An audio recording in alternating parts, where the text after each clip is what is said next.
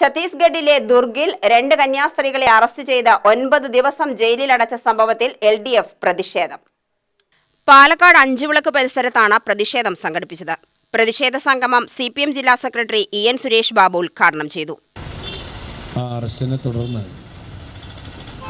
രാജ്യത്താകെ പ്രതിപക്ഷ രാഷ്ട്രീയ പ്രസ്ഥാനങ്ങളുടെ നേതൃത്വത്തിൽ വിവിധ രൂപത്തിലുള്ള സംഘടിതമായ പ്രതിഷേധങ്ങൾ ഉയർന്നു വന്നതിൻ്റെ ഭാഗമായി BJP ഗവൺമെൻറ്റിനും രാജ്യം ഭരിക്കുന്ന BJP ഭരണകൂടത്തിനും അതിലിടപെടേണ്ട ഒരു സാഹചര്യം കൂടി ഉണ്ടായി. അത്തരത്തിൽ ബോധപൂർവം ഈ രാജ്യത്ത്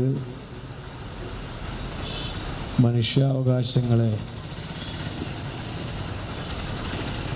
പരസ്യമായി വെല്ലുവിളിക്കുകയും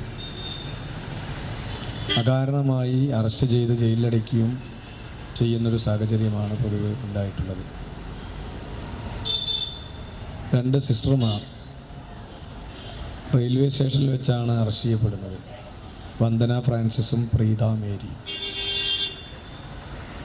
നമ്മുടെ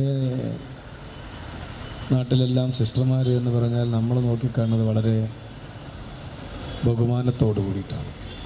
CPM Palakkad area secretary K Krishnankutty അധ്യക്ഷനായി. ജില്ലാ പഞ്ചായത്ത് പ്രസിഡന്റ് K ബിനിമോൾ, വിവിധ കക്ഷി നേതാക്കളായ ലെനിൻ, ഉണ്ണികൃഷ്ണൻ, K ബഷീർ, ദാസൻ വെണ്ണക്കര, കബീർ വെണ്ണക്കര, S വിശ്വനാഥൻ, B ശിവപ്രകാശ് എന്നിവർ പ്രസംഗിച്ചു. UTV news Palakkad.